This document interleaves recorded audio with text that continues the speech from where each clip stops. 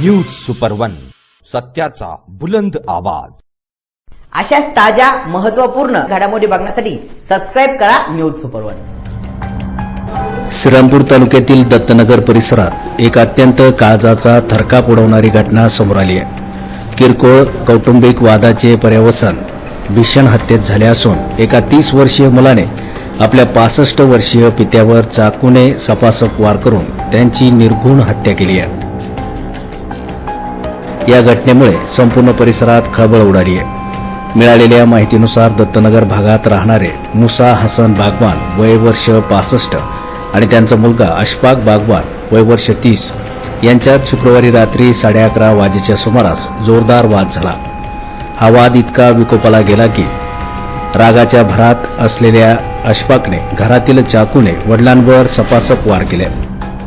या भीषण हल्ल्यात गंभीर जखमी झालेल्या मुसा बागवान या साखर कामगार रुग्णालयात दाखल करण्यात आले। मात्र उपचारापूर्वी मुसा यांचा मृत्यू झाल्याने रुग्णालयाने या संदर्भात शहर पोलीस स्टेशन येथे माहिती दिली असता श्रीरामपूर शहर पोलीस स्टेशनचे पोलीस निरीक्षक नितीन देशमुख यांच्या मार्गदर्शनाखाली पथक तात्काळ घटनास्थळी दाखल झाले होते। पोलिसांनी घटनेचे गांभीर्य ओळखून फॉरेन्सिक टीमलाही पाचारण केले होते। अवघ्या काही तासातच पोलिसांनी कौशल्याने तपासाचे चक्र फिरवून संशयित आरोपी मुलगा अशफाक बागवान याला ताब्यात घेतलाय। आज रोजी श्रीरामपूर शहर पोलीस स्टेशन येथे BNS कलम 103 प्रमाणे खुनाचा गुन्हा दाखल झालाय। त्यातील हकीकत अशी आहे की यातील मयत मुसा बागवान याच्या असलेल्या प्रेम संबंधाबाबत काल रात्री 11 वाजताच्या दरम्यान त्याचा मुलगा नामे अशफाक बागवान याने त्याला जाब विचारला। त्या जाब विचारल्यावरून त्यांची आपसात वादावादी झाली। सदर वादावादीमध्ये आरोपी अशफाक बागवान याने त्याचे वडील मुसा बागवान यांचा चाकूचे वार करून खून केलेला आहे।